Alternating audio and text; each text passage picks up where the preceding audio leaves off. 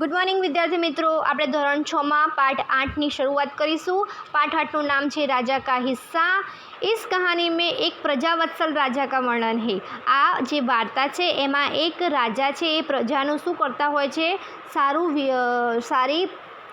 એમની સારી દેખભાલ કરતા હોય છે અને એમના સુખ અને રક્ષણ માટેનું જે વર્ણન કરતા હોય છે દર્શાવવામાં આવે છે કે પ્રજા પ્રત્યે એમને કેટલું પ્રેમ છે એ દર્શાવવામાં આવે છે। राजा प्रजा की कठिनाइयों में हमेशा उनकी मदद के लिए तत्पर रहते थे। आ जे राजा હતા એ એમની પ્રજામાં કોઈ પણ મુશ્કેલી હોય એને દૂર કરવામાં હંમેશા કેવા રહેતા હતા, આગળ રહેતા હતા। તો હવે આપણે આ પાઠની શરૂઆત કરીશું વિદ્યાર્થી મિત્રો। રાજા ભોજ બડે પ્રજાવત્सल थे। રાજા ભોજ કેવા હતા, એમને પ્રજા પ્રત્યે ખૂબ જ પ્રેમ હતું। वे स्वयं राज्य में घूम कर प्रजा की कठिनाइयों को देखा करते थे। એ રાજા પોતે શું કરતા હતા, પોતે રોજ ફરીને જે પણ કોઈને મુશ્કેલી હોય એ જોતા અને એમને શું કરતા, દૂર કરવાના પ્રયત્નો કરતા રહેતા હતા। एक दिन राजा अपनी रानी के साथ रथ पर सवार होकर राज्य का भ्रमण कर रहे थे। એક દિવસ શું કરતા હતા, રાજા એમની રાણી સાથે રથ ઉપર બેસીને રાજાનું શું કરી રહ્યા હતા, પરિભ્રમણ કરી રહ્યા હતા। वे राजधानी से बहुत दूर निकल गए। ये राजधानी थी शू कहा, बहुत दूर निकली गया था। उन्होंने देखा कि एक खेत में एक किसान हल जोत रहा है। ये शू जोए छे कि एक खेतर में एक खेडूत शू करी रह्यो हतो, हल खेड़ी रह्यो हतो। मगर उसके हल में एक ही बैल है, परंतु एना हल में शू हतो, एक ज बळद हतो। दूसरे बैल के स्थान पर उसकी स्त्री हल खींच रही थी। अने ज्यां बीजो बळद लगाववामां आव्यो होय, चित्र में तमे जोशो विद्यार्थी मित्रों, अहींया एक बाजू एक ज बळद बताववामां आव्यो छे अने बीजी बाजू एनी पोतानी पत्नी हल जोती रही हती, एटले हल खेंची रही हती। राजा भोज ने रथ रोका और किसान के पास जाकर कहा। राजा भोज शू करे छे, रथ ने रोके छे अने जे पेला खेडूत हतो एनी पासे जईने कहे छे, भले आदमी तुम यह क्या अत्याचार कर रहे हो, कि भला माणस तमे आ शू अत्याचार करी रह्या छो, पाप करी रह्या छो। भला कहीं स्त्री को हल में जोता जाता है, भले क्यांय स्त्रीओने पण हल साथे जोड़ी लेवामां आवता होय छे कि बळदनी जग्याए जे स्त्रीने अहींया जोड़वामां आवतो हशे। तो ये शू कहे छे, मेरा एक बैल मर गया है। शू कहे छे कि मारो एक बळद मरी गयो छे, दूसरा बैल खरीदने के लिए मेरे पास धन नहीं है, अने बीजो बळद खरीदवा माटे मारी पासे पैसा छे नहीं। अगर खेत न जूता तो मैं खाऊंगा क्या, अने जो हूँ आ खेती नहीं करूँ तो हूँ खाईश शू। कहकर किसान पुनः अपने कार्य में लग गया। एवुं कहीने शू करे छे, खेडूत पाछो पोताना कार्यमां एटले पोताना काममां लागी जाए छे। उसे क्या पता था कि उसने बात करने वाला कौन है, एने कहीं खबर नहीं कि तू ए कोईनी साथे बात करी रह्यो छे, माणस कोण छे। एने एक साधारण माणस समझीने ज एने जवाब आप्यो होय छे। उसे क्या पता था कि उसे बात करने वाला कौन है, एने खबर हती नहीं कि आ माणस राजा छे, एवुं एने अंदाज हतो ज नहीं। ए शुं समजतो हतो कि आ कोई एक साधारण माणस छे अने एने ए जवाब आपी रह्यो छे। राजा ने कहा, अरे भाई जरा सुनो तो।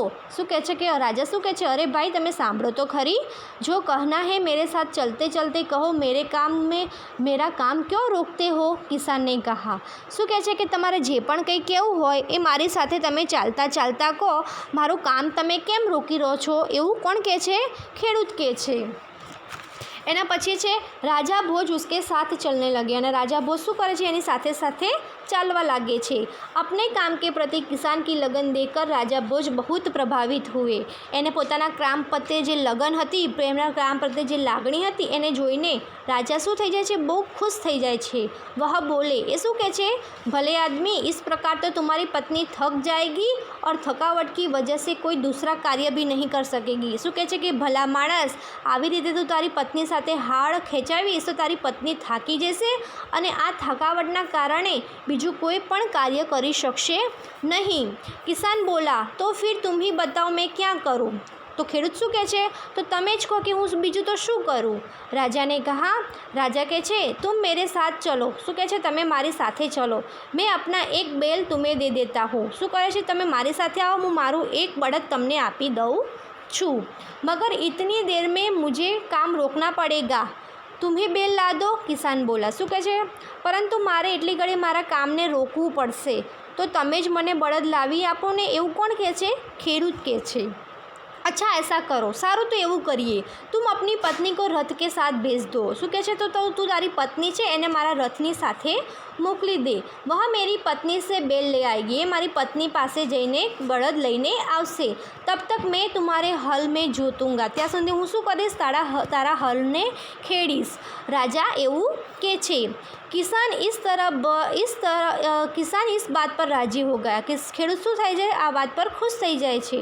राजा भोज हल में जुट गए और किसान की पत्नी रथ के पास चली गई. રાજા ભોજ શું કરે છે? જે પત્ની હતી એની હળ ખેંચતી હતી એની જગ્યાએ કોણ જોડાઈ જાય છે? પોતે ખુદ રાજા જોડાઈ જાય છે અને જેની પત્ની હતી ખેડૂતની એ પત્ની રાજાની પત્ની સાથે રથ પાસે જતી રહે છે. उसने रानी को सारी बात बता दी. શું કરે છે? રાણીને પૂરી વાત જણાવી દે છે. રાણીને પૂરી બાત સુનકર કહા. રાણી શું કરે છે? પૂરી વાત સાંભળીને કહે છે કે तुम्हारा बेल तो कमज़ोर होगा. શું કહે છે? તારું બળદ તો નબળું હશે. વહ हमारे बेल का साथ नहीं दे सकेगा. એ અમારા બળદનો સાથ આપી શકશે નહીં. इसीलिए तुम दोनों ही बेल ले जाओ. શું કહે છે? એટલે તું અમારા બંને બળદોને લઈ જા. કિસાન की पत्नी दोनों बेल लेकर खेत पर पहुंची. એટલે ખેડૂતની પત્ની શું કરે છે? બંને બળદને લઈને પાછી ખેતરે પહોંચે છે. કિસાન બહુ પ્રસન્ન હુઆ. ખેડૂત બહુ જ ખુશ થઈ જાય છે. રાજા ભોજને કહા. રાજા ભોજ કહે છે અગર કભી કોઈ દિક્કત હો તો મેરે પાસ આના. અને હવે કોઈ પણ મુશ્કેલી હોય તો તું મારી પાસે આવજે. कहकर राजा भोज ने उसे अपना परिचय दिया तो किसान बहुत शर्मिंदा हुआ. અને જ્યારે એ રાજા પછી પોતાનો ખુદનો પરિચય આપે છે કે પોતે ખુદ એક રાજા છે એવો પરિચય આપે છે ત્યારે એને ખૂબ જ શર્મિંદગી મહેસૂસ થાય છે. શું થાય છે? શરમથી પાણી થઈ જાય છે. વિદ્યાર્થી મિત્રો શું થાય છે? શરમાથી પાણી થઈ જાય છે. એના પછી જુઓ વિદ્યાર્થી મિત્રો, उसने राजा से बार क्षमा मांगी. એ રાજાને શું કરે છે? વારંવાર ક્ષમા માંગે છે. રાજા પ્રસન્ન હોકર વાપસ ચલ દિए. રાજા શું થઈ જાય છે? ખુશ થઈને પાછા જતા રહે છે. उस बार उस किसान ने खेत में बहुत अच्छी फसल हुई. એના પછી શું થાય છે? એના જે ખેડૂત હતો એના ખેતીમાં બહુ જ ખેતી થાય છે. उसके आश्चर्य का ठिकाना न रहा जब उसने देखा कि खेत में जितने हिस्से में राजा भोज ने जोता था उसमें मोती उगे थे. તમને યાદ હશે તો જ્યારે એની પત્ની બળદ લેવા જાય છે ત્યારે રાજા પોતે હળ ચલાવતા હોય છે. ત્યારે એ હળ ચલાવતા હોય છે. જેટલા ભાગમાં એમને જ્યાં હળ જોતી હોય છે એટલા ભાગમાં શું ઉગી નીકળે છે? મોતી ઉગી નીકળે છે. બાકી કે હિસ્સે મેં ઉમદા કિસ્મ કે गेहूँ थे. અને બીજા બધા ભાગમાં શું હતા? ઘઉં ઉગેલા હતા. કિસાન બહુ જ પ્રસન્ન હુઆ. ખેડૂત શું થઈ જાય છે? બહુ જ ખુશ થઈ જાય છે. किसान ने सारे मोती इकट्ठे किए और राजा भोज के पास जा पहुंचा. શું કરે છે? ખેડૂત બધા મોતીને ભેગા કરે છે અને રાજા ભોજના પાસે પહોંચી જાય છે. उसने सारे मोती राजा भोज के चरणों में रख दिए. શું કરે છે? બધા જ મોતીને રાજા ભોજના પગમાં રાખી દે છે. રાજા કો સારા કિસ્સા સુનાય. શું કરે છે? બધી વાત પછી રાજાને કંઈ સંભળાવે છે. राजा ने कहा ये मोती तुम्हारे खेत में उगे हैं, इन पर तुम्हारा हक है. શું કરે છે? રાજા શું કહે છે કે આ મોતી તારા ખેતરમાં ઉગ્યા છે એટલે આના પર તમારો હક છે. इन्हें तुम्हें अपने अधिकार में रखो. એટલે શું કરે છે? તમે આને પોતાના અધિકારમાં રાખો. નહીં મહારાજ यह आपके परिश्रम का प्रताप है. ના મહારાજ, આ તમે મહેનત કરી તો એનું પરિણામ મળ્યું છે. इसीलिए मैं इन्हें नहीं ले जाऊँगा. એટલે હું આને લઈ જઈશ नहीं. मेरी प्रार्थना है कि आप इन्हें राजकोष में जमा कर ले और गरीबों की भलाई के लिए काम में ले. किसान ने प्रार्थना की. એ શું કરે છે? પ્રાર્થના કરે છે, વિનંતી કરે છે, આજીજી કરે છે રાજાને કે રાજાકોષના દરબારમાં તમે આ મોતીને રાખી લો અને જે ગરીબો છે એના મદદમાં અને ભલું કરવામાં તમે આને કામમાં લેજો. કિસાનને પ્રાર્થના કી. કિસાન શું કરે છે? આજીજી કરે છે, વિનંતી કરે છે. કિસાન કી બાત સુનકર રાજા बहुत प्रसन्न हुए. ખેડૂતની વાત સાંભળીને રાજા બહુ ખુશ થઈ જાય છે. ઉન્હોને મોતી સ્વીકાર કરી લે. શું કરે છે? મોતીનો સ્વીકાર કરી લે છે. હવે આપણે તમે આ પાઠમાં શું હોય છે? રાજા એક હોય છે. એ રાજા પ્રજાનું રક્ષણ કરવા માટે બહુ ખૂબ ઈચ્છતા હોય. એક દિવસે રાજ્યનું પરિભ્રમણ કરતાં એ ખૂબ આગળ જતા રહે છે. તો એક ખેડૂત એક ખેતર પાસે પહોંચે છે અને એક ખેતરમાં એક પતિ પત્ની હળ જોતી રહ્યા હોય છે અને એમાં હળમાં એક જ બળદ લગાવેલું હોય છે અને એક બળદની જગ્યાએ એની પત્ની હોય છે. આ જોઈને એમને દુઃખ થાય છે એટલે એ એમના પોતાના બળદ આપે છે અને બળદ આપે છે. એ સમયે બળદ લેવા જતી પત્ની હોય છે અને એ સમયે થોડા ભાગમાં એ હળ જોતે છે છે, એટલે જે ભાગમાં એમને હળ જોતી હોય છે રાજાએ, એ ભાગમાં મોતી ઉગી નીકળે છે. એટલે જ્યારે પછી આ મોતી ઉગી નીકળે છે એટલે ખેડૂત અને પતિ બંને શું જાય છે, રાજાના મહેલમાં જઈને એ મોતી એમને પાછા આપવા જાય છે. ત્યારે રાજા એનો સ્વીકાર કરતા હોતા નથી અને એમની ખૂબ જ વિનંતી પછી એ રાજા સ્વીકાર કરે છે અને એ એમના ગરીબોના ભલું કરવા માટે મોતીનો સ્વીકાર કરી લે છે.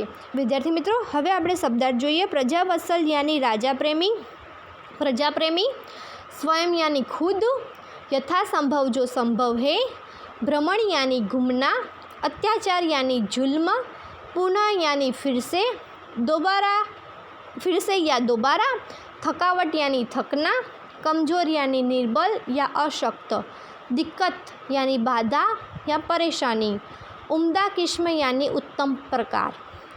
विद्यार्थी મિત્રો, અહીંયા આપણે પાઠ સમજ્યા. આવતા લેક્ચરમાં આપણે આનો અભ્યાસ જોઈશું. ત્યાં સુધી ધન્યવાદ.